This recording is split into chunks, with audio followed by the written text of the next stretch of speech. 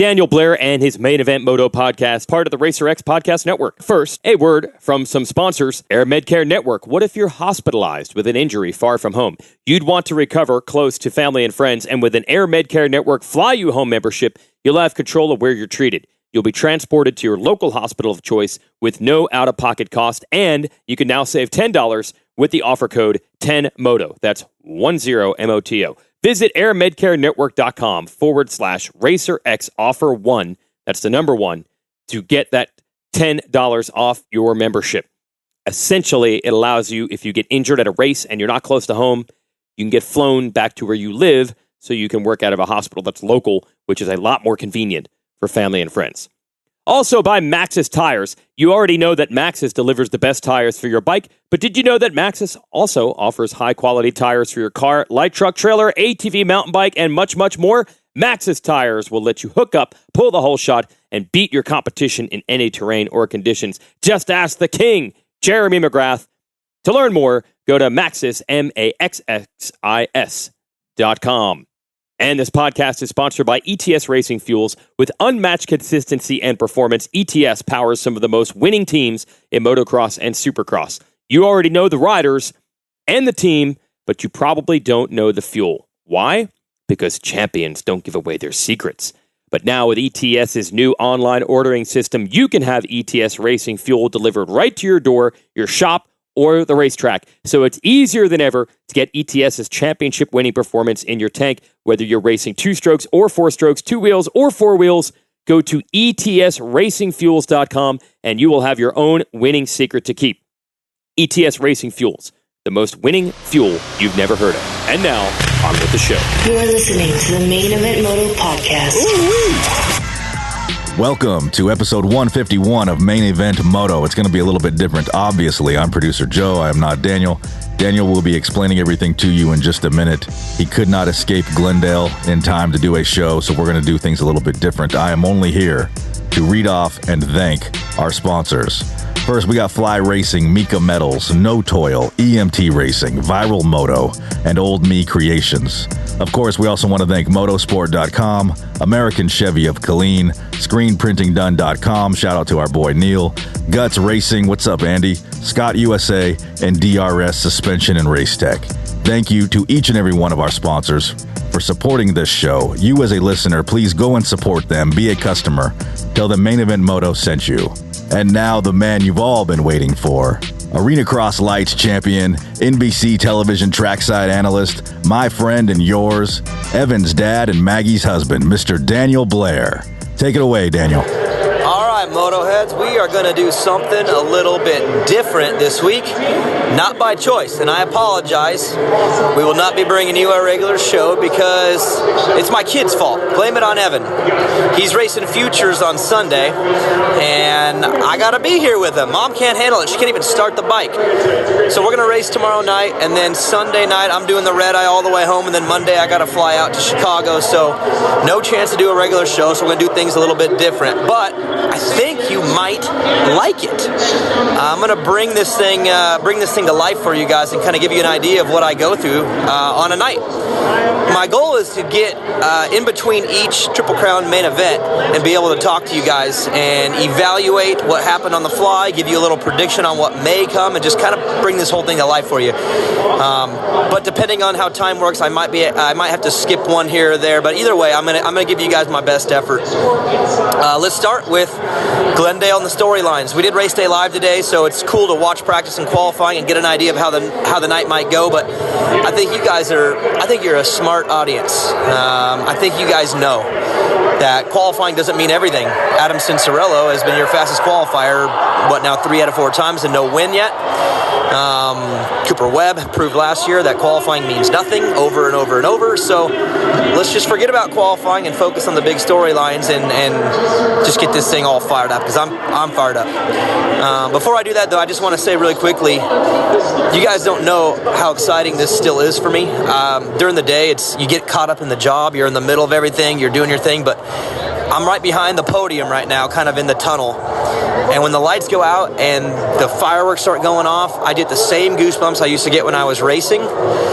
except for now I'm not afraid of, crashing off a jump. I'm more afraid of saying something stupid on television. It's even worse, to be honest. But it's not. I love it more. Anyways, just pumped, man. It's 4 rounds in, or coming on the 4th round. I'm just excited to get this thing going and just super grateful. I just want you guys to know, I got the goosebumps right now. I got the little tingle on my spine. Anyways, big storylines. We'll start with the 250 class. Ferrandis and Craig, I'll tell you right now, my opening hit for TV is on Christian Craig and Dylan Ferrandis. We're going to see a little, mini interview from both of them, so they can both give you their opinion on it. And then my job is to give an opinion on the backside of that. I'm coming at it from the fan perspective in how Dylan got hit pretty hard in the stadium with the boos. Social media, he had it real bad this week. And my thought is, and the reason why I went with this, is if you're a pro racer and you're at his level and you're fighting for wins and you're fighting for championships, you have so much pressure and distractions and just thoughts that go into your mind. I mean, it's hard, obviously, to be at that level. Well, what happens when at that very same time you're dealing with a crazy fan base? What's up, Dylan? As he just walks by me, gave me a fist pump, so obviously he didn't hear everything last week. He probably wouldn't agree with my 5-race penalty, otherwise he would have probably kicked me in my kneecap, but he gave me a smile and a knuckle, so I think we're safe there. Anyways, at his level, how much you have to put in and how focused you have to be to have to deal with a week of people hammering him on social media, just knowing that people are talking bad. And I'm not saying talking bad like saying, oh, that was a bonehead move, but some of the comments were so gnarly, like next level gnarly. And he's had to think about that all week. He's a human being. Everyone forgets that he's a human. And dude, no one likes to be talked about that way. No one likes to get hit on that way. I don't like it. I don't like when people say negative things about me. And you have to brush them off the best you can. But what if it's thousands and thousands of people just hammering you? And then, oh yeah, by the way, you still got to go do your job. You got to go race. You got to go win in a stadium filled with people that probably don't like you very much. And I think that tonight is a majorly huge opportunity for him to prove how mentally strong, or if he is mentally strong. Because if you can fight that off and come out and win this, if he wins the Triple Crown tonight after last weekend's boos, the fans going nuts on him, if he wins, that's big. I mean, I can tell you right now, I would hate to be in this scenario that he's in. I would be thinking about it all the time. Maybe I'm mentally weak. I mean, I was. So for him to be able to ignore that and just focus and fight through and block out the noise and straight win. That's a statement, huge statement for me. On the flip side, if he goes out there and is squirrely and crashes and messes up, I mean, he was really bad here last year. I think he got 6th. If he screws this all up, then people are going to start questioning, is he mentally tough? I mean, there's another layer of pressure right there, just proving to everybody that you can handle adversity, especially when the adversity is from outside of, just outside of everything, outside of the actual riding and racing. So check it out. Dylan is actually talking to Jacob Hayes right now, so I'm going to go over and let's give a little hello. Actually, I'm going to stop real quickly and talk to Cooper Webb. Hey. Who is it? It's nobody. I'm recording my podcast.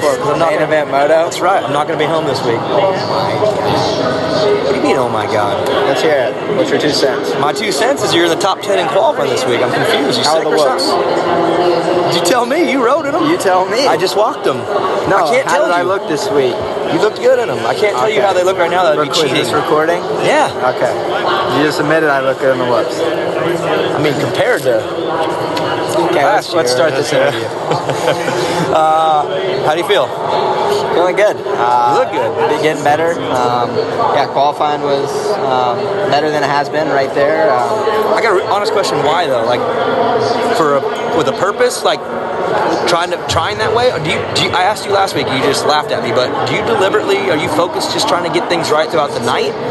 Or in qualifying, do you go even sprint? I don't see you sprint that hard ever. Yeah, I think it's hard for me to really... I like to be in my comfort zone, so I think it's hard for me to just go out there and absolutely send it, for one lap. I think that's why maybe I'm more of a racer, is because I like doing laps the same speed. So that's So you something look that I'm for race race laps, race settings, and whatever. But I mean, what about this week then? You look spicy. Well, you have to. We had you on race day live. We watched. You look better. Fast. If you have a bad, I mean, Triple Crown. Triple Crown, you can't get away with the bad gate pick either, huh? Okay. Strategy. I like it. But it's something we've been working on. I mean, that's speed is. My fitness is great, but I can be a little quicker. So that's what we've been working on. You know, the roll started last year in a Triple Crown. That's when the old Smith & Wesson came out. You gonna give the old point back if you win this one too? Good feeling for these Triple Crowns. I like them. Last year went great with them, so I'd like to be my first win. So that's what we're gonna try to do. All right, cool. Get that red plate back, bro. It looks looks weird on white, man. I know. Hey, good luck tonight. Thank you. I thought he was gonna cuss at me. Usually he flips me off or says something extremely rude. So that was. All right, well, keep walking on. Who else we want to talk to? What's up, Jacob? What up? I'm recording for Main Event Moto because I'm not going to be there this week, so I'm actually recording throughout the night. Oh, that's nice of you. So I just tried to walk by Cooper. Dedicated. I am. Dude, Moto heads deserve it, right? I guess so. Hey, good job in qualifying. Hey, hold on. He's not done. He has more to say. God. What up, Pussy? Hey, Cooper, I think Jacob was faster than you in qualifying still. Probably. Hey, you just He finally hit the board. You did hit the board today. It's qualifying. That's not the race. Look at that gear, dude. Look how teal. He looks good, huh? Me and Cooper. Oh, you got a little bit of teal in you too? He actually looks the part today. And he's riding the part. Hey, look at his hair. He got some product in it yesterday. He had his hair. And he looked like a 13-year-old. What? Your face is looking a little slim this week. You going on a little bit of a diet? No. I just put a thinning lotion on. Who weighs more, you or Ricky now? I am less still. Stop it. I am. Think he's lying. He's bluffing. Put us on the scale, dude. Are you kidding me? Side by side. We're the same height, and I got probably at least 2 or 3 pounds less. He goes, dude, I've done good this week. I said, I just seen you eating mac and cheese, so it's not good. Yeah, but it was less than normal. Hey, did you? It was only half a box. Yeah, dude, let's hit that quad 7 a.m. sharp. Yep. Hey. Dude, so Jacob goes out in press day, first lap, over jumps a triple, cases the quad, and sends it right over the berm, over the bars. There was no safety net there. If there was, I would have been tangled in the web, dude. Tangled in the web. Yeah, the Pulp Mech safety nets. Hey, thanks for going on his show last week, bro. Yeah, he has an actual following. Oh. All right, well, let me go find Kenny then. I'll go talk to Kenny then because he's got a bigger one than you, too. Your viewers higher. I'm a happy. Viewers? It's a podcast, bro. No one watches What's the subscriptions? Oh, subscribers. Sorry. Subscribers. I forgot you work for NBC, so you're well spoken. Yeah. I am. I got the Highly big words. educated. Big words. Highly educated. Here's Educated. Chad, what's up? I'm recording for my. It seems like you guys are up to no good. We're up. So I'm recording my podcast because I can't do it. You're doing a podcast right now. Yeah. Oh, Heart Rap's here too. Look at that. I pull my phone out. Everyone wants to talk. No. Should we talk? Not in that. What are we all getting paid here? Huh? What's that percentage on this Hey, one? who's lighter, him or Ricky? Who's lighter? Yeah. Like weight-wise? Yeah. Oh, Ricky for sure. Oh my God, dude. Are you gonna? Dude, I saw him in the gym. He's working out. Dude, are you gonna be in every LCQ this year or what? I mean, I'm ticking the boxes. Just get my money's worth on my last. He's trying to enjoy every lap he can. You gotta stop that though, dude. No, today, just throw down a hot one. No, today we had. Dude, I didn't think I was gonna make it. No, like we have like electronic issues. Oh, really? Fucking scary, dude. Hey, you gotta be careful with the LCQ, dude. That's when squirrely things happen, man. I lived in those things, dude. Well, I didn't, so I'm just getting a feel for it at the end. All right, well, be careful, man, because that's where you got A-Ray, dude. When A-Ray's around, dude, did you see A-Ray? Did you watch it? Yeah, he almost ate it before the triple. Did you see that? That was hilarious. Dude, and did you see Cartwright? I was like, come on. No, I didn't see that. Dude, he looped and sent his bike 50 feet high. I was like, come on, A-Ray, just pull it together, bud. I'm not even gonna pass her. I'm leaving you alone, man. I'm leaving you alone. All right, well, good luck tonight. Thanks. I have you in fantasy, so. Oh, good. Does that matter that I do? No? It's all good. Well, was it last week? I think you pulled off early. No, it was St. Louis. Yeah, it was St. Louis. Yeah, your mechanic was with me at the bar. He said it was him. He said he wanted to get to the bar quicker. Yeah. It wasn't you. It was him. It wasn't me. It was him. All right, good luck tonight. We're done talking. I know. All right. They're all giving me dirty looks. Super awkward. How much money are you making off this right now? Thousands of dollars, more than you make in bonuses this year. Big What are you talking about? Are you listening to music in this? No, I'm not listening to music. I'm plugged in for tonight. I'm recording my podcast right now because I'm not going to be there next Sunday because Evan's racing tomorrow. Here's a good poll. Hey guys, hold on. No, here's a good poll. Here's a poll. Do you guys think Brandon Hartraff is smiling right now? No. Do you think Brandon's Has he ever better smiled? than mine? His hair? Brandon's haircut.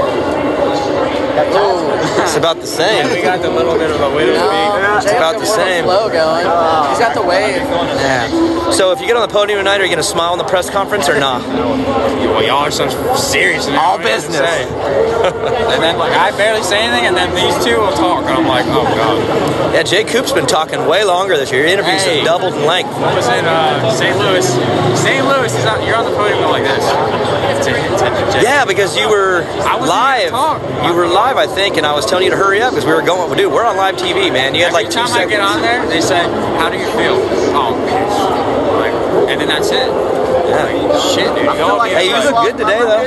Yeah. He's riding good too. He is riding good. It's about time. Hey, Bob.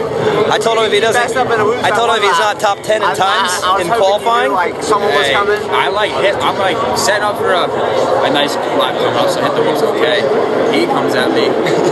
Bad out of hell, dude. Skipping. I think you skip a couple. No. Dude comes in. Dude. Runs it up. I'm like, Dude, I had to give a cut. His team is based out of here, dude. He's got to bring it tonight. The monkey is The monkey is hard pack pissed. shit. My boy wakes up. Yeah. He's from North Carolina. Shouldn't he be good in ruts and mud? There's a sand section. You're good. I'm actually P2 in that second. Yeah, I see you. Hey, you okay? You okay? Did you knock the wind out of yourself? Hold on, I gotta talk to Justin, find out. You were laying there, dude. We thought you were done. Right now. Yeah, we're podcasting. Well, so. I can't just sprint up. I know, you almost got hit, bro. If you didn't I get know. it quicker, you almost got landed on. I know. I was hoping these guys wouldn't ground line on me, actually. You alright, though? Did you knock the wind out of yourself? Yeah, I was just sitting there like, ow, ow, ow. Yeah, we didn't know because we couldn't see if you were coming back. Then all of a sudden you popped on the board and we're like, Yeah. Alright. You know when you get second in the main event, you come and talk to me. You gonna come talk to me tonight or no? On the podium. I'll be in first. That's what I'm asking. You want to talk to Will? Yeah. Will, do you want to talk to Justin tonight, or do I get to talk to him? What if you get third? I didn't know. What if I get there? It's irrelevant Can you when talk he to wants Will to talk too? to me. He wants to talk to whoever's taken first. Last year, Dylan was pissed. He talked to me like 4 weeks in a row, and he told me, he's like, I'm sick of talking to you. So, all right, well, I'm glad you're okay. That was a pretty slow motion over the bars into the sand. That caught me off guard. You kicked, did you break off it? Maybe. Yeah. We're podcasting off of iPhone 1, by the way. Idiot, do you see how I'm like a foot away it's not from it? iPhone, That was iPod, you it's just an stored iPod. everything, man. It's an iPhone 1. iPhone 5S.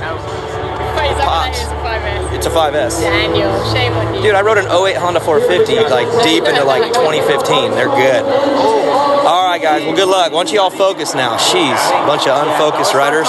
Big money, get on the podium twice. Main event moto. There's a reason I run DRS suspension and Race Tech hard parts with Mika Metal's chains, bars, and sprockets on Evan 65. First off, DRS suspension settings work everywhere. I haven't changed a clicker since I put them on. Maybe it's the internals from Race Tech that give it that extra something. American-made products with a 100% guarantee. You don't see that every day. Yeah, the DRS Race Tech combo works for me. And what can I say about Mika? First off, they've been with us since the beginning. The quality of their bars is top of the line, and Mika is the only chain and sprocket combo I run. Motoheads, get with the program. It's DRS suspension, Race Tech, Mika Metals. Say it again. It's DRS suspension, Race Tech, Mika Metals. Is that good, Joe? Yeah.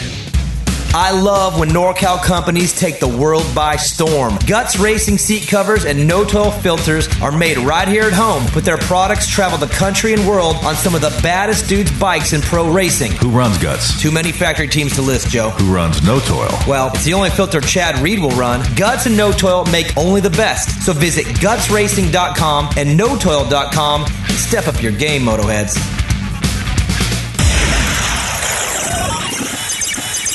Main Event Moto Podcast. All right, first one is done for the 250s.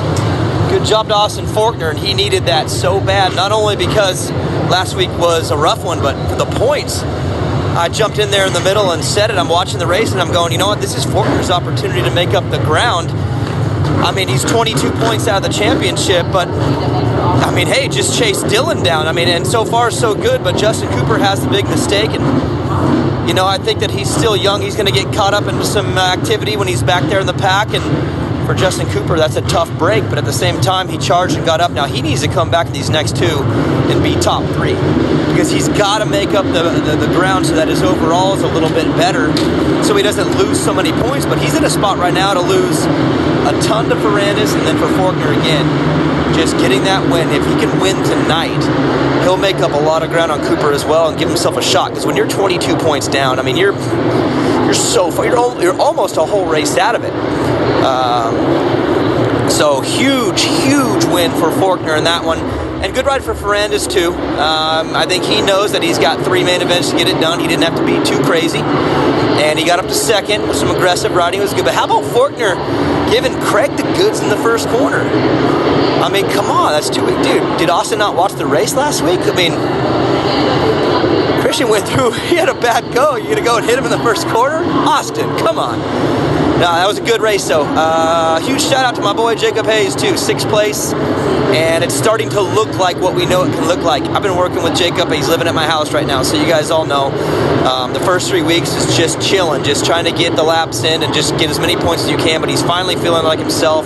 He's healing up from the injury. So good ride for him in 6th, and I'm proud of him. And as he rode off the track, I told him, I said, 2 more like that. You go 6, 7, 6, 6, 5, 7. You do something like that tonight, you get top 5 overall. That's how this format works. And in this class, these guys are so freaking squirrely. Jeez, man, you could be on the podium. Who knows? These guys are all over the place. Okay, 450's going in. I got AC for the win tonight. This format is all AC. It's 12 minutes. Good starter. He won here last year. He won Monster Cup in this format. I'm feeling it tonight. So I apologize for all the Cinderella fans, because you know that means he'll probably blow it. I'm sorry, because I get everything wrong. But that's what I'm feeling. I got AC. I'm anxious to see how Roczen and Tomac respond, because they had a little duel last week. You know, Tomac gets the better of him. And for Roczen, I'm sure he understands the situation. He had an off night in the whoops, and Tomac was incredible in him, and yeah, whatever. But these guys, they take losing personal, and I'm just curious if Roczen's got a little, you know, wants to prove a point tonight and get him back. It's like a battle within the battle. So keep an eye on those two. I want to see how they respond from their 1-2 last week. And then, of course, Cooper Webb. You heard him. He's better in the whoops, which he is. He looked really good at him today. And he was good in qualifying. So I think this format helps him. He's good on starts. He's a smart racer. And he just needs to get going a little bit quicker. He's been a little off round 1 and round 3 in the early laps. But anyways, that was good. I don't have a stand-up before this one, but I'm working on one on the next 250 race with Justin Cooper. I got a little nugget that I want to get out. It's something pretty cool, some inside information from him and the team that hasn't been revealed yet. And I hope that I can reveal that in one of my stand-ups. And it'll be a cool little thing. I think you guys will kind of freak out. It's something I heard at St. Louis that I haven't been able to really use yet, but maybe this is the right time because of how main event 1 went. So, all right, guys, 450, main event number 1. Here we go. Well, Kenny responds. That was awesome. Osborne gets the whole shot. Roczen's aggressive early, and look back, Roczen did not have a good start. He went through, man, I think he went through a bunch of guys. Maybe Adam and Malcolm on the first lap. Eli, what a ride. That's a response ride right there. And like I was talking about, I was curious of how he would respond to getting beat straight up. And let's go back in time, like 3-4 years. Roczen and Tomac are the two that we've always thought would be the two. And they've just been, I mean, with Roczen's injury and then Tomac's weird things, and then Roczen injured again, and then it's like, don't forget, these are the two guys that we've expected to be the two, and we're seeing this rivalry finally blossom. And I can tell you right now, Roczen last week, he got second place, took over the red plate, he was not happy about it. You could tell on the podium he was frustrated. He told me he was frustrated. And it's like, man, you got second, you're the points leader, why are you frustrated? Well, that's why. Because he got beat by Eli Tomac straight up. And that was a response right there. And what I thought was good is that Eli starts closing in about halfway in. Roczen started kind of slowing up, knew where he was, kind of held him back in the berms, and then he rips like 2 laps, sprints back away, and gets it. So, badass. Good ride for Ken Roczen. That was a good response. Eli, great ride for him, too. He's in position to get this overall. If he can get a start like that again, they're in trouble. I mean, top 3 for him is great. Keep an eye on my boy, though. I got Adam Cincerello winning. I'm not out of this thing yet, guys. That was smart. Sitting there in 3rd, taking care of business, being solid, and just watching those guys learning. And even if he doesn't win tonight, think about how much he's learning sitting there behind Eli and Kenny.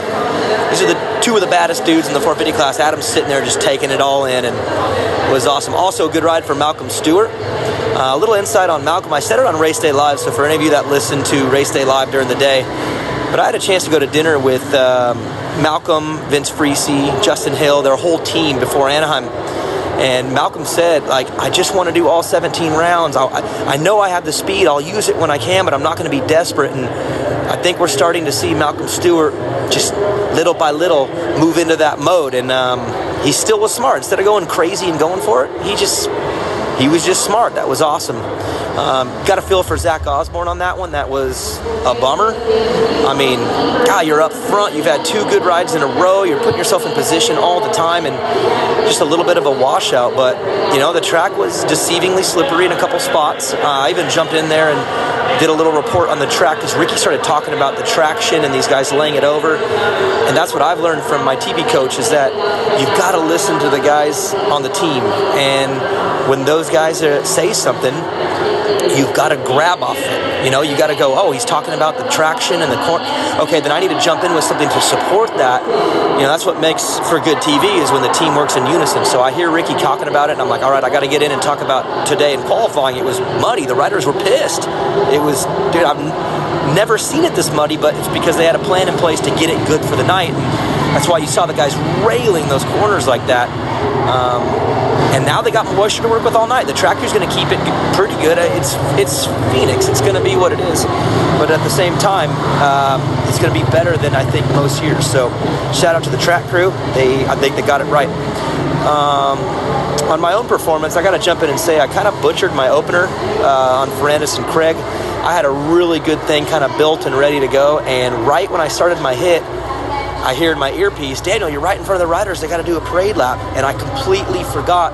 So I had to move and like walk out of their way. And when you're trying to do your hit and you're talking and you're whatever, and you're walking to get out of the way, I left a lot of meat on the bone, I guess you would say. I had more cool insight I wanted to bring to that opening hit, but oh well, live and learn, Daniel. I mean, when the guys are doing a Triple Crown, they do a parade lap. Don't stand right in front of the damn gate. Stupid.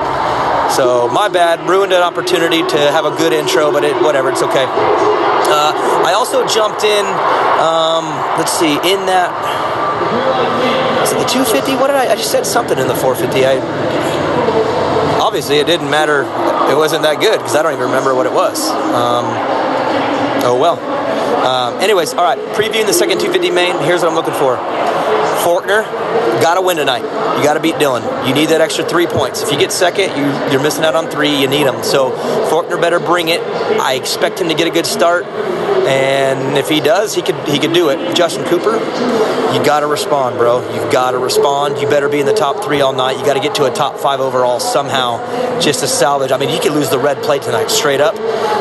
He's going to have to respond quick. And for Ferrandis, you're in a pretty good position now. The guy you're chasing for the title put himself in a bad spot tonight, so Dylan doesn't have to be too desperate. The other thing to think about with that is Ferrandis is on probation. I'm curious if any of these guys are going to mess with him. I mean, I guess Faulkner and Cooper would be the only 2 that would really have a reason to for points. Is do you mess with Ferrandis and try to rattle him, try to piss him off, make him do something aggressive? You got to remember, these guys in the moment, they forget a lot because they're running off instincts, and I'm curious if anyone's going to mess with them. I doubt it, but just keep an eye on it. So, yeah, Faulkner, get it done. Ferrandis, be smart. You're already in a good spot. Cooper, respond, and then we'll see how Mosman, if he can back that up with a good ride. I think Craig's going to be better in this next one. If he gets a good start like he did but doesn't get knocked off the track, watch Craig in this one. I think he's in position to maybe grab a win tonight in one of these mains. He's super fast in the whoops, and he's won here before, so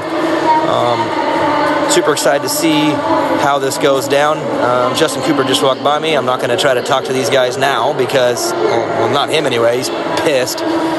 Jacob Hayes is drinking out of a pink water bottle, but it was pretty good. 6th place. You happy with that? Yeah. That's all? You're not so talkative anymore, are you? No. What's wrong? Just getting ready for another one.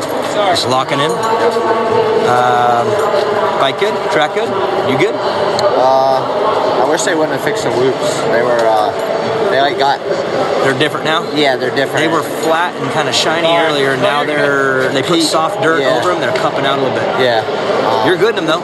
Get in the first 5 smooth, and then the last half just power out. But it was a wild race, honestly, dude. I hate going out there like that. It's honestly so too intense. Balls to the wall. Like, the track is so perfect that everyone is just.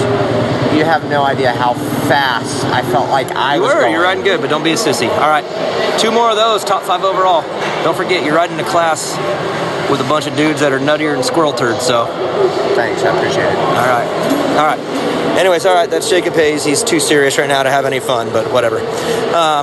All right, guys, so I have a hit coming up, I think, before the 250 main. If I have a chance to do it on Justin Cooper, I will, but it might have to be a track report. So I'm not exactly sure yet. But anyways, all right, have fun in mains 2, and I'll try to get back with you after the next one. Main event moto. Look good? Check. Protection? Check. Fly Racing has had the gear game on lock for years, but the Formula helmet has taken Fly to another level. They didn't just make a high-quality helmet, they redefined the standard for the most important piece of safety equipment on a rider's body. Use your head and protect your head. Run the Fly Formula helmet. Then cover the rest of your body in Fly's Evolution and Kinetic gear lines. Easy decision.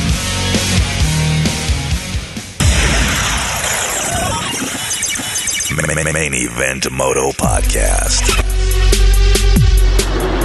All right, 250 main 2. Faulkner backs it up. That was a good ride from him to get to the front and get it done like that. He was patient with Drake. He knew he was riding against a rookie and he could get there. It was a very smart ride. Yeah, Justin Cooper, what? Oh, man.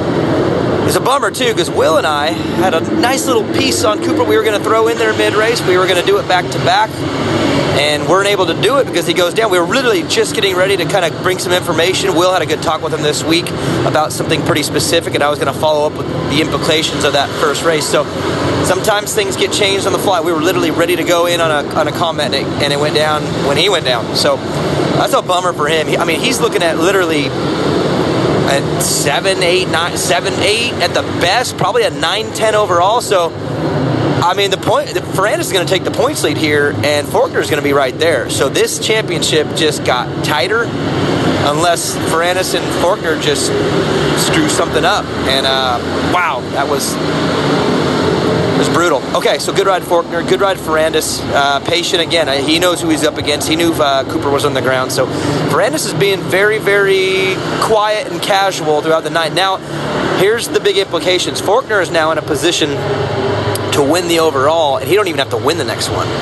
So Ferrandis can win the next one. Faulkner can get second right behind him and grab the overall. So huge for him. Good ride for Derek Drake. Hey, man, you put yourself in the right position at the right time and things implode around you, you get up there like that. So good ride for him. He's needed that. He's had a rough couple weeks, and he looked good up there. Let's see. Mosman, back-to-back solid rides. Quietly, just getting job done. He's in a podium position. I think he's third right now in the running. And how about my boy Hayes? Attaboy. Top 5 finish.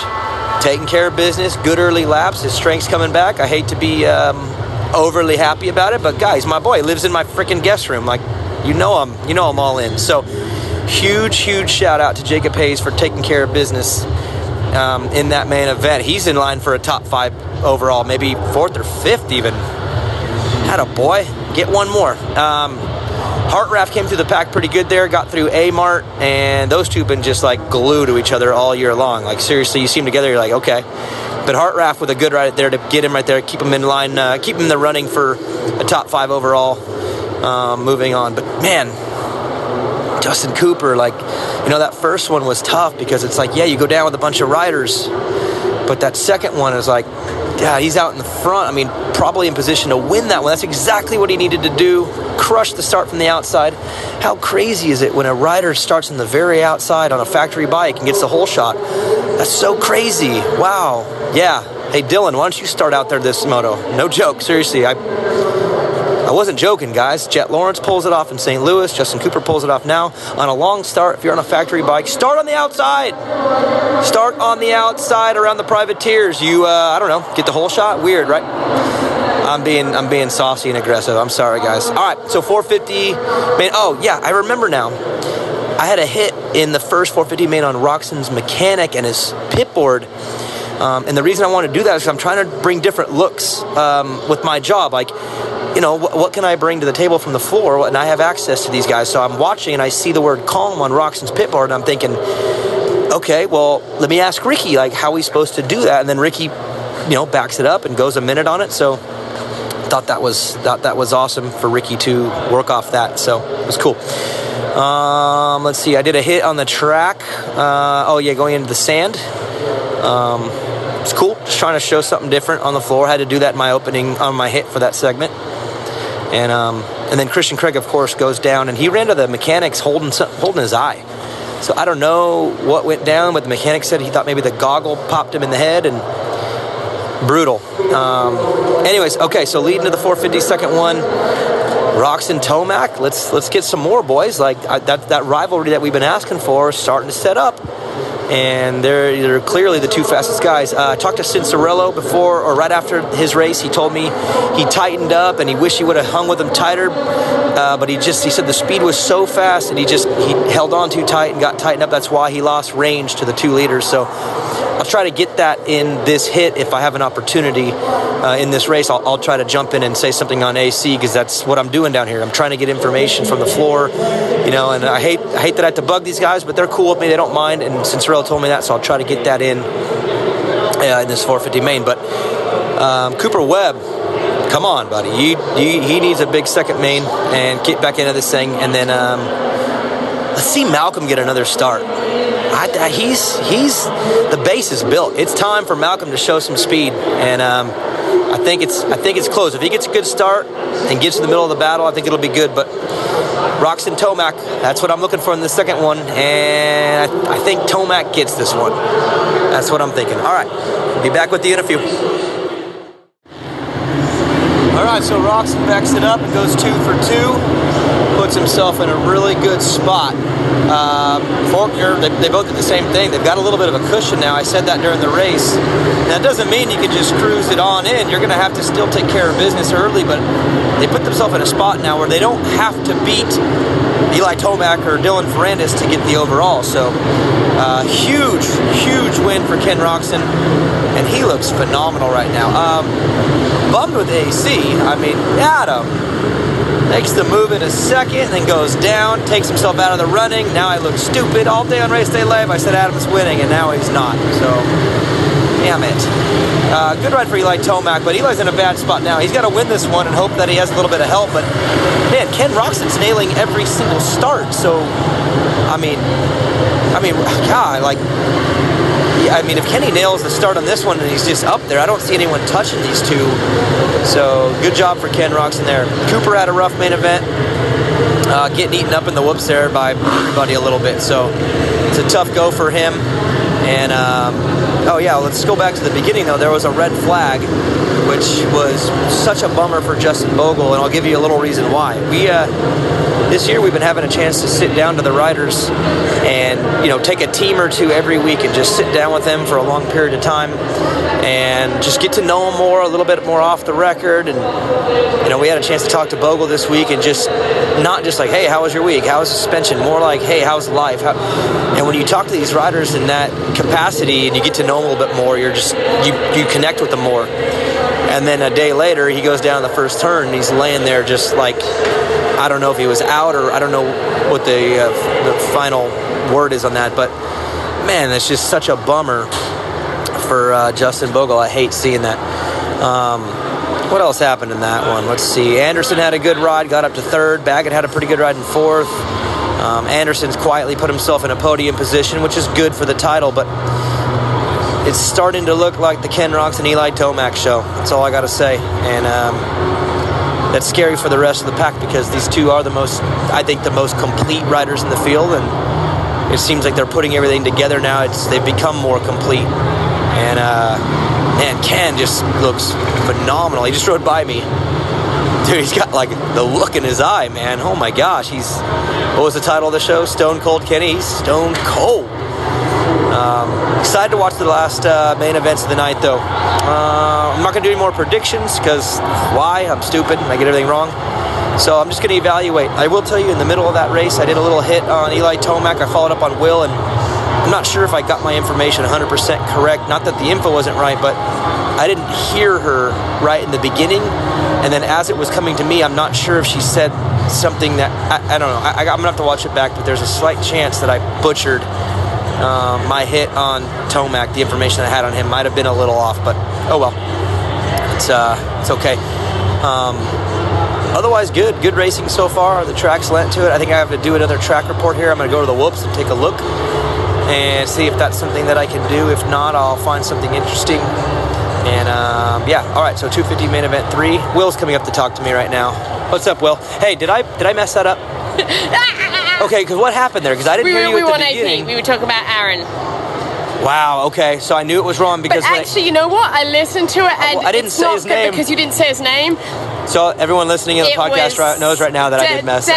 We had a plan. You got away with it. We did have a plan. We had a plan on Tomac. We still have one more main to get that plan done, but no, it's really bad because I said that a top 5 start, he could win.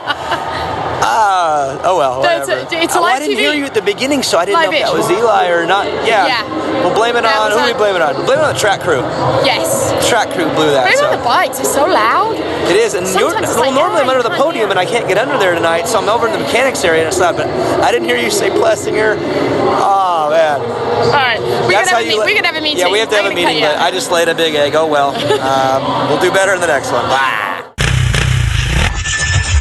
Main Event Moto. If you're a true moto head, then motosport.com is your only choice when it comes to OEM or aftermarket parts for your bike. And when it comes to servicing your bike or giving it the punch you need to perform, it's EMT Racing. With motosport.com, you can get everything you need for your bike with great pricing and ridiculous speed on shipping. And with EMT, it's simple. Take your bike to the experts. 2020 is the year EMT takes over the performance world. If you don't know, now you know. Your Bat Bros choose motosport.com and EMT Racing, and you should too.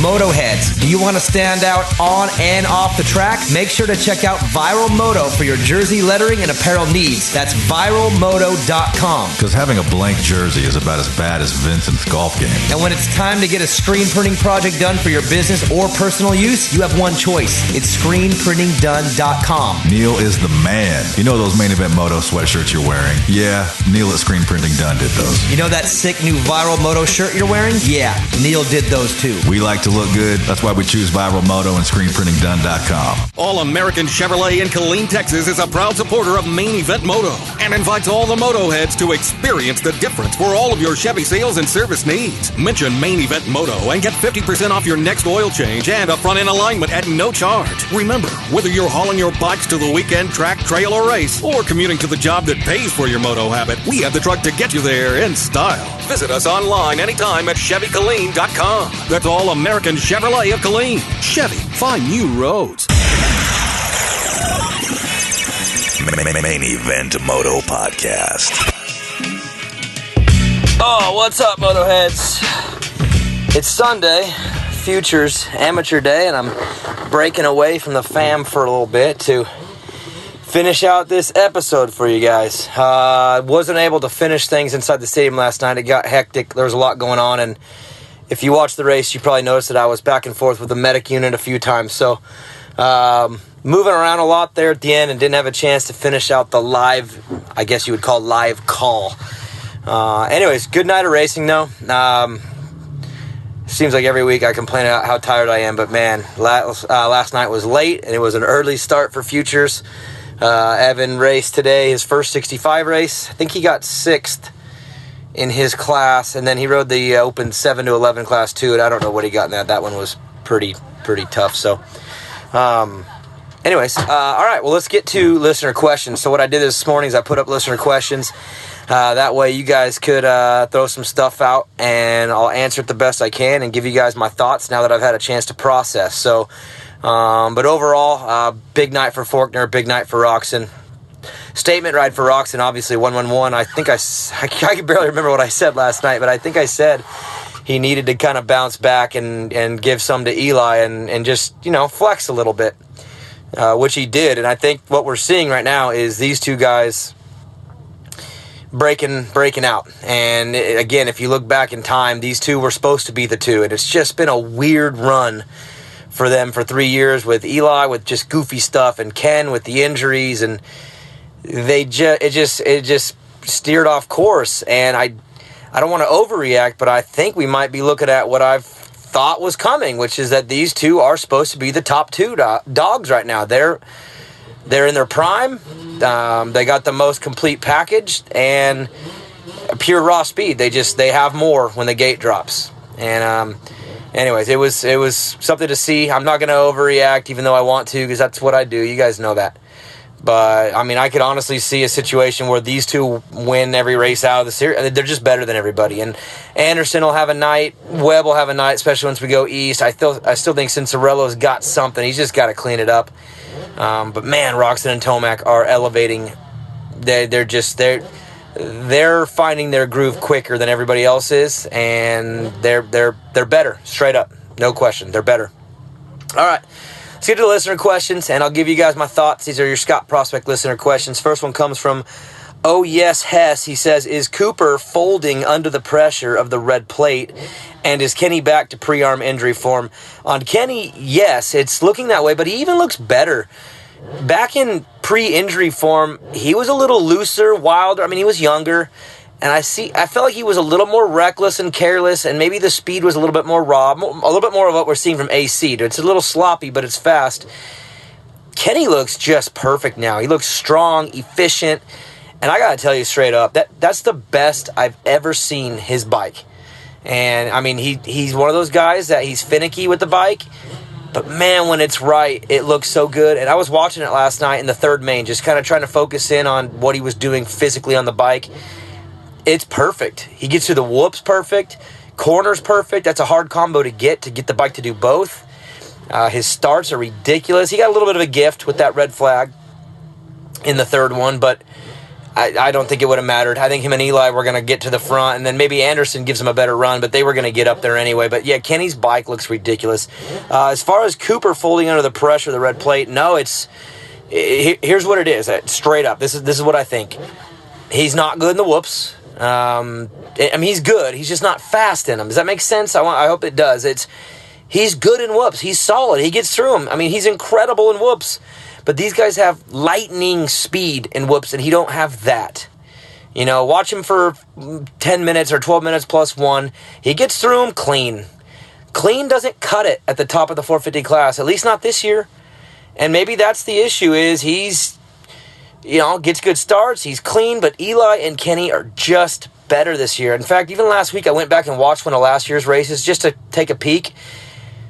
They didn't look like they do this year. Kenny and Eli look just insanely faster. I mean, think about it from Coop's perspective, too. You got Anderson back. He's the 2018 champ. He looks pretty good. You got AC in there now. You've got, Kenny is 100%. I mean, no question. Physically, mentally, Eli looks great. That everyone looks elevated, and he doesn't. And that's what I said even in the preview show that they aired on NBC was that whatever last year wouldn't cut it. That wouldn't be enough to do a repeat. He'd have to be better. And I think he's a little better in the whoops, but a little bit off everywhere else. And the rest of the competition's better this year, straight up. So it's not the pressure of the red plate. I mean, the dude gets starts. He's clutch. He fights back. He's just right now, this very second today, he's not as good as them.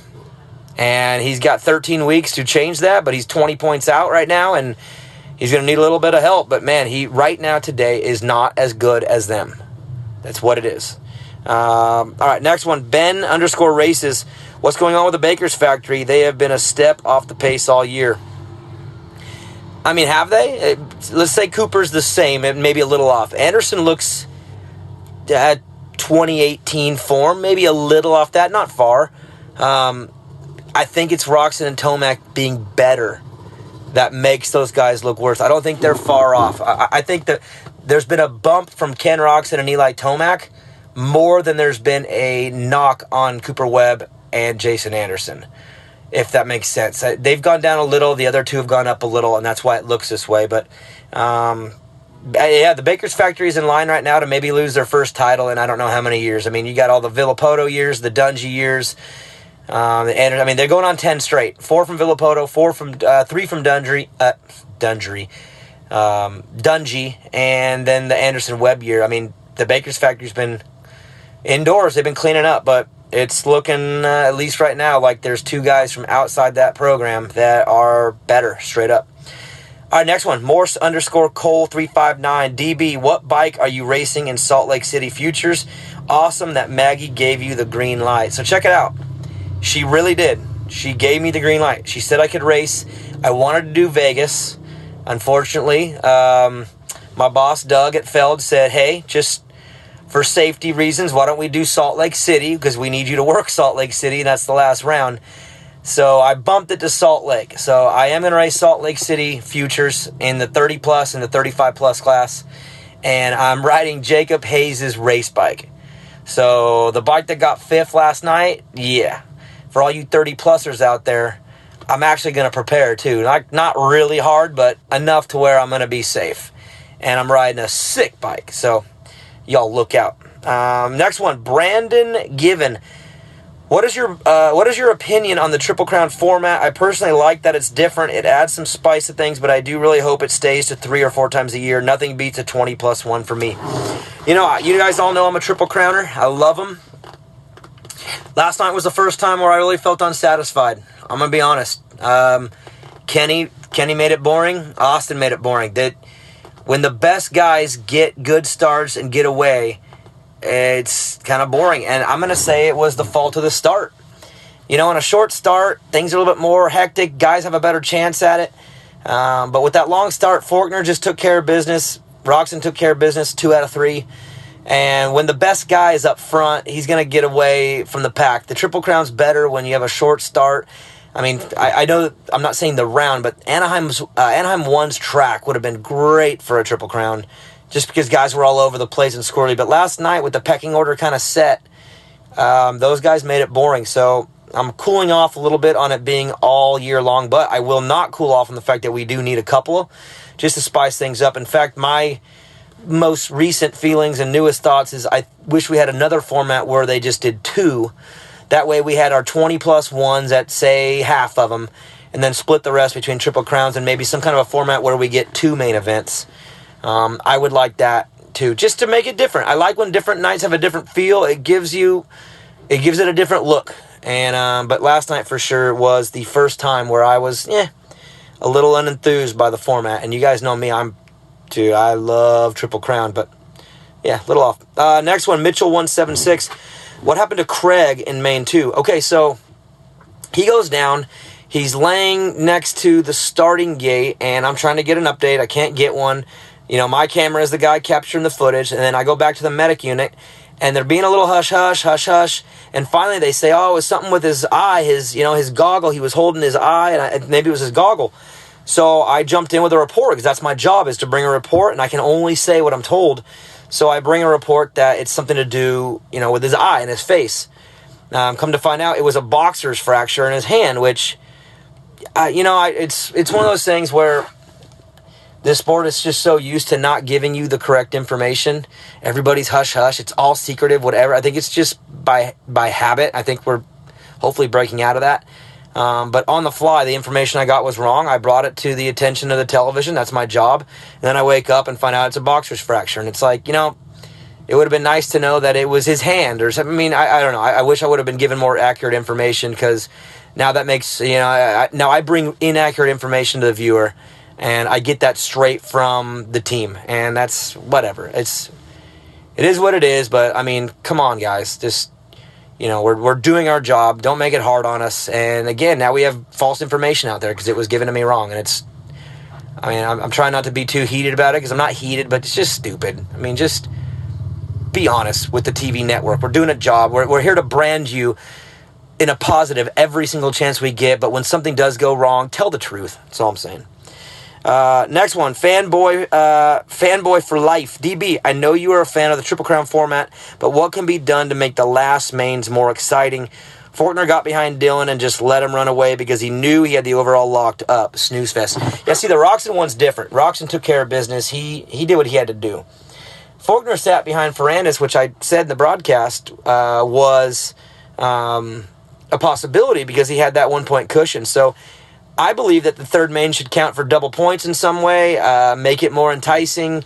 I've even actually floated out an idea for the Triple Crown to have maybe 2 7-lappers and then maybe 1 15-lapper and make the second one worth double. I mean, I would play around with the format a little bit to make the third one more valuable, because otherwise you're going to see Austin Faulkner just kind of, chill back there and get the overall, and that's what he did. And it took a little bit of the juice out of that final main event. And so I know what you all are saying, and it's hard to predict with those because those things can go anyway. We've had some where you get winners all over the place, nothing makes sense, what the hell just happened, and then you get ones like last night. So you don't want to overreact and change things because of a night, but it's definitely something that's happened now a couple times. I think Anderson got a win that way once 2 years ago too. So I would somehow make the third one more impactful, and I don't know exactly how, but something maybe could be modified there once you take a look at. Maybe once we look back at the end of the year and see how it is, you can modify. You just can't overreact off one. Steven Schwartz, 341, AC passed Webb in the whoops twice and ate shit immediately after both times. Did he crack and Webb didn't again? I like that kind of sarcasm, and that's very good. But no, AC was going for it, and he just got caught wrong in the whoops. But that's really, I like that kind of humor. But no, he didn't crack because of Webb. Next one, JB _ MX34. Are you going to see Anderson put it all together and take a 450 win this year? Sorry if you heard that weird noise. That's me laying down in the van. Back hurts. Anderson, let's see. He said on the podium, I like that he said, I got to be better to get with these two guys. I think he's motivated to do it. I think he's just a little too loose with the way he rides. The effort is there. The dude gives it, but he's just a little sloppy. Just, if you know what I mean, it's just little slide here, little slide there. I don't know if that's going to work against Ken Roxon and Eli Tomac when things go right. If Anderson gets out front like the red flag, before the red flag, those guys have their problems, he'll have a shot at it. It's no joke. I mean, he's the third best guy right now. He's right there. But if he wants to beat those guys straight up, I think he's just got to clean it up. And we've talked about it before. He is the best looking sloppy rider ever. But if you're actually looking for a way to get a win, I think he's got to be a little bit more efficient and clean it up. But, man, he still looks cool no matter what. Next one. Still no fan of this format, says Sauber fan. Almost no information about the overall classification. So hard to follow if you're interested in riders fighting for the top 15. Yeah, that's a hard one. I guess we could blame us for that. I think we got to be better about that, and I think we try, but maybe we need a simpler way to deliver that information. That's a combination of Ralph, Ricky, myself, and Will. Maybe just got to be better, and I think we could do it. We just got to be better and find a way to keep the leaderboard updated. Maybe, I don't know, because that's the hard thing is y'all know who's maybe up there for the win, but a lot of people are fans of riders in 5th, 7th, 8th, and you're like, well, what's he gonna get? What's Malcolm gonna get with this 4, 14, 6? And I know what you're saying. There's got to be a way to update the leaderboard and show everybody. I agree, but maybe that just comes from us, the broadcasters. Maybe we got to be better, but we'll look into it for sure. Always trying to find a way to be better, and I don't disagree with you. I think we got to be better there. Next one, Tyler McKnight. He says 250 title picks. Does Justin Cooper have enough experience to hold it together? Long whoops separate the boys from the men, a.k.a. Jacob Hayes. Yeah, Jacob was good last night in the whoops, and without question, that was one of his strong suits, and I'm super proud of him. Like, I said it on the broadcast, and it was kind of silly of me to say because it's probably not the right thing to say, but we had a plan. I mean, he lives with me. We built a plan before the season. He had 1 week to ride Supercross before Anaheim, and we said, let's just get through the first 3 and just get better every week, and then by Glendale Triple Crown, you should be good to go. And dude, the dude executes. He's just a good racer. He finds a way to get in the right spots. man, I'm telling you, if these teams don't open their eyes, they're blowing it. They're so desperate in developing talent, and you got a 25-year-old guy in his second year racing Supercross who just gets it and understands racing. And you got to remember, he's on a privateer bike, and yes, his bike is good, but he's still 5 horsepower underneath everybody he's battling with. So God, give the dude a factory bike. I mean, these teams, sometimes they're so smart, sometimes they're just blind. Anyways, and Justin Cooper, he's got a rough go.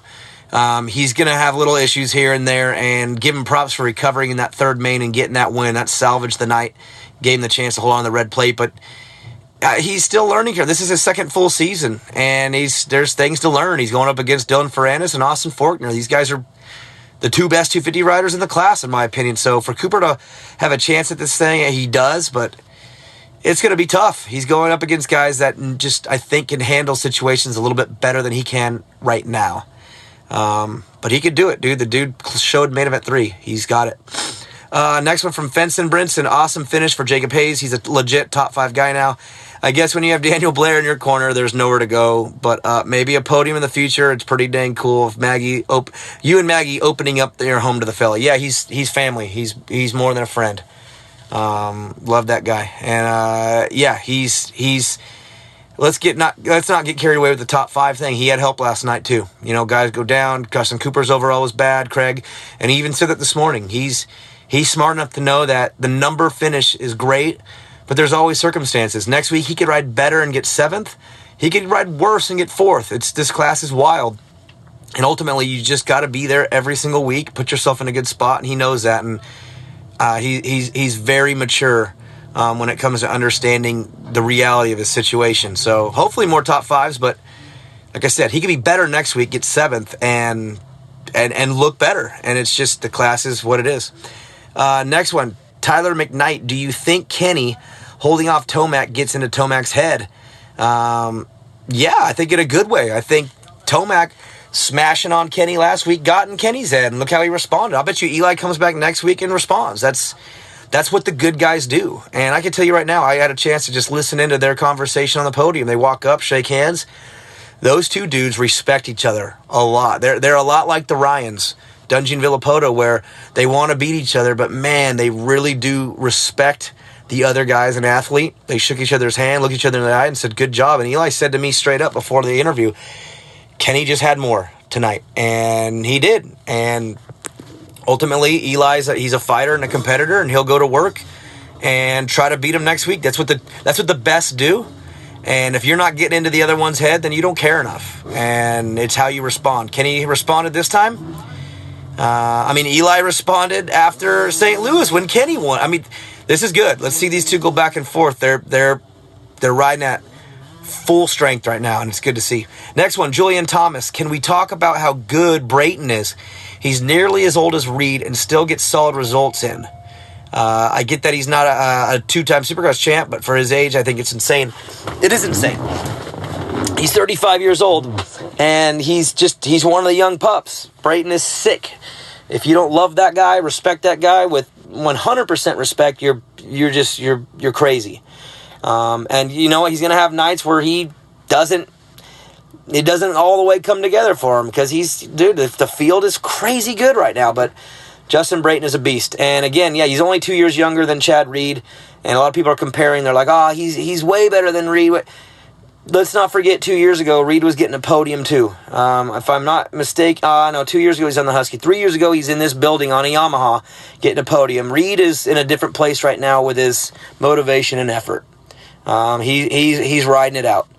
And I'm just glad he's there. But yeah, Brayton's still plugging away at full effort, and that's the difference right there. Next one, Tyler McKnight. Is it too early to talk 250 East? Yeah, a little bit. Let's give it another week, and then after Oakland, we'll start looking in. But that title's going to be good, too. You got J Mart, Chase, Colton Nichols. I'm not sure where he's at strength-wise. McElrath. And by the way, McElrath's probably kicking himself right now that he didn't ride West. This class has been squirrely on the West Coast, and he's pretty consistent. And I'll bet you he's watching this going, man, I could have had these guys because he's right there. He's probably the next best guy. He's probably your favorite to win the East, but Sexton, J. The East is going to be four or five guys. Jordan Smith. I think the East is going to be just fireworks, and I can't wait to see it. But we'll get into it next week or after San Diego. Lego Moto X. Oh, by the way, Lego Moto X, killer job on my brother's Lego custom Legos you did for him. Check out Lego Moto X. They're pretty sick what they did for my brother this week, making custom Legos. He says, any concerns with CW1? Is it him being the only KTM with all the attention getting to him? No, it's he's off in the whoops, and those guys have elevated. It's just that, and Cooper is wanting that East Coast to come around as quick as possible. Don't forget, though, Cooper was good in Oakland last year. San Diego, if it's dry, will be good for him. I think Cooper's going to get better from here on out, and he's going to be a pain in their ass. I just don't know if he's got that extra gear that they do, and he's going to have a great night to beat him. And the problem is he's 20 points down. He needs Eli to have a bad one. He needs Ken to have a bad one. It could happen. But right now, he's a mile per hour off those guys. And I don't think there's anything wrong other than the other guys are just better right now. Gareth Crothers, 279, with the talk of a possible future World Supercross Championship, including Germany, France, UK, etc. If there was a Supercross of Nations, what U.S. team would you pick, and what nation would be top three? I've heard this online, and I don't know where this is coming from because I haven't heard it from anyone in my inner circle of people, but I don't know of this future World Supercross Championship. I mean, I've heard of it, being in an interest, but as far as Germany, France, I'm not hearing any of that. So, I don't know if that's just something that's going around, or if I'm just left out of the loop because I have a podcast and they know I'll say something. I don't know, but I have not heard that. And USA would win. We would send Tomac, Webb, and Anderson, and that's three of the 5 best guys, or AC, whatever. Other than Ken Roxon and Marvin Musquin, there's nobody on a 450 that can touch anybody that can touch the top 5 in the American Supercross Series. So it wouldn't even be close. Unless it was in the sand or it was an open stadium and it rained, then Koldendorf would win, but whatever. All right, Ryan Gears, what happens more often, Cooper Webb getting past in the whoops or Vincent Blair talking about golf? Vincent's backed off, but still Vincent. It's at least every conversation, at least 3 minutes, he brings it up. Zach Attack 1, who got screwed the hardest from the 2 restarts? Tomac would have been in better position for overall if dirt naps weren't so popular last night. Yeah, I don't know. I felt like Roxon and Tomac would have got to the front either way, and Roxon was better. Roxon passed him in the first one straight up, went right around the outside of him, and he was just better last night. I think both of them would have found their way to the front, but Roxon would have been better either way. Anderson, though, he got boned by the red flag for sure, and then, of course, Bogle gets smacked in that first corner, and that just sucks. Bogle's a good dude, and I'm super bummed about that. Next one, Tim Knisley. Any more noise out of Barcia this season? That's a weird one. I don't know. Last night was okay, but I don't even know. I don't know if he was good because everyone was off, or if he was just really good. But he has quietly turned into a 5-7 guy, and we're talking a dude who was just unreal rounds 1 and 2. So let's go 2 more races before we really say we know what's going on with him. But right now, it's looking like he is settling in as a 5th place guy at best. And I'll give him 2 more weeks to prove otherwise, but it's starting to look that way for sure. Next one, Milepost Zero. I'm not sure what is more cringy, watching Christian Craig's vlog or watching DB interview Ferrandis on the podium. Dude, Dylan shocked me last night. So Bondo's in my ear saying, hey, we have time for a second question if, depending on how long it runs. Ferrandis drops the quickest first answer. Dude, he gets his answer out, and I wasn't even barely ready for a response. So, I dove into the second question, and if I'm not mistaken, I don't think he dropped the sponsors. I don't think he did. And if he did, he probably got fined. I'm not kidding. That's literally how it works. It's ridiculous and hilarious, but I don't think he mentioned his sponsors on the podium, and I think I asked him 2 questions. If that's the truth, wow. And I have not watched Christian Craig's vlog, but I actually have heard this week from probably 10 people that said it's just got to stop. And that's from people that like him. So I don't know. I'll have to watch one and see for myself, but Vlogs are weird, man. I think if you're not trying to be funny and goofy and whatever, and you're trying to be either serious or whatever, they're silly to me. I don't know. It's this ain't, you know, I don't know. My opinion is, I don't know, man. I don't want to say something wrong and offend, but I think they're silly unless you're trying to be silly. You know what I mean? If you're trying to be goofy and funny and show behind the scenes, that's cool. But if you're trying to be serious or whatever in any way, my thought and impression would be it's, I don't know, a little silly. Hanson 34513. How many wins does Roxon get this year? I was there last night and he was on another level. Also, the race day live cameras do not do at Daniel Blair 125 any favors. He looks way taller in person. I appreciate that, but whatever it looks like it is, I'm 5'5" 3/4. Proud of it. A strong 5'5" 3/4. Roxon, dude, let's give him 6, 8. I don't know, man. He's got the look in the eye. I said it last night. He's got the look in the eye. That dude is on one. Next one, Tetslav Racing 46. Is it time to hit the panic button with AC getting a win? Just can't keep it up right. I mean, yeah, I picked him last night. He was so fast. The format, everything made sense. But, dude, he washed out in one. He weeded in another. I mean, if you want to be honest, it's kind of getting worse every week. Anaheim was awesome. St. Louis, I threw it away with that 4th. Then Anaheim, he kind of faded back. And then this one crashed. It's gotten worse 4 weeks in a row. I don't want to say it's panic button time, but come on, Adam. I mean, I said you're going to win 3 of these things, dude. I cannot let Steve Mathis get this right. I so badly want to rub it in his face when you win. He said you had no chance, and you're making me look bad. You're weeding. Stop. Adam, get it together. No panic button yet, but getting close.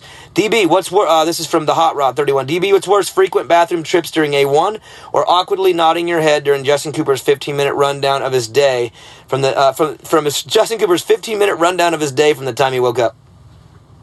Yeah, I asked him what he was thinking on the line before the third main. I think that's what I asked him. I can't remember what I asked him. I can't remember. But I do remember him not answering what I asked him. And I think he told me everything else about the day, but I don't think he answered what I asked him. I think that's exactly what happened. And for that, the Hot Rod 31, DM me. You get the motorsport.com gift card because, I don't know, that was funny. And I don't remember exactly, but I think you're right 100%. And yes, I was nodding my head, and me nodding my head was going, come on, buddy. Come on, buddy. Let's wrap this up. All right, next one. Eddie Nava official. Who is in charge of track design layout? Great tracks this year. 100% agree. This one ended up being a little easy once they got it figured out, but at the same time, it was good. I'm very happy with the track. I think the track was awesome again. We're 4 for 4 on good tracks. I mean, they're crushing it. Zaki D 298. Does Evan go 1-1 at Futures? No. We're in a weird spot with Evan right now. 65 guys jump everything, and he don't jump everything. And he rode his little heart out, but he don't want to jump things, and he's never done stuff like this because his dad's too much of a sissy. And honestly, Jacob Hayes was here this morning, and the last thing he said before he started driving home, he's heading home before me, he said, honestly, your little plan of kind of just chilling is not going to work. You need to go either all in or all out because it's not fair to him, and I just can't do it. I'm stubbornly just trying to keep this thing fun, but the poor kid is way behind on certain things like jumping. These kids are hucking everything, and he is not. I don't know what to do with him, to be honest. I really don't know. I don't even have the time to even figure it out. I feel bad a little bit, but he rode his heart out, and I think he got 6th. All right, next one. Chicken1254 always thought the face was part of the body until at Christian Craig went down. Then the orator at Daniel Blair 125 told us Christian didn't hurt his body, just his face. By the way, guys, I really like the podcast. I guess I don't know if that was super passive aggressive. Thanks for the compliment, but yeah. And what I meant by that, because you're not the only person to say that, as the DMs flew in. Oh, and by the way, I said the word unpleasure in my opening hit, and I got about 20 DMs telling me that unpleasure is not a word; it's displeasure. Look it up, y'all. Unpleasure is a word too. It's not the more common word, but unpleasure is a word. Now, to be fair to that, I did screw up. I did want to say displeasure, and I said unpleasure. But when I looked it up online on the dictionary website, it's a word. So, lucky me, It wasn't a mess up all the way. And as far as that one goes, yeah, what I meant by that, it wasn't a body like injury, a typical body injury. It was something to his face and eye. You know what I'm getting at. Come on, chicken 1254. Sarcasm. I like it. It's all right, but come on. Thanks again, everybody, for tuning in, and I hope you liked this episode. Again, I apologize. It's the way we had to do it this week. And next week, we'll be back with a regular one after Oakland. And I want to give a huge shout-out again to all the sponsors that make this happen. Thank you, Daniel. We appreciate your time and your analysis. I know all the Moto heads and myself really enjoyed that. Again, shout out to all of our sponsors, including Fly Racing, Mika Metals, No Toil, EMT Racing, Viral Moto, Ole Me Creations, Motosport.com, American Chevy of Killeen, ScreenPrintingDone.com, Guts Racing, Scott USA, and DRS Suspension and Race Tech. Hope you guys enjoyed that episode, Motoheads. Remember, if you want to hang out with us all week long and talk about other stuff besides Moto, which is all good, download our app, The Main Show, and you get episodes every Tuesday, Wednesday, Thursday, and Friday.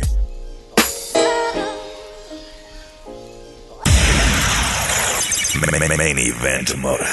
Screw it. You know it by now.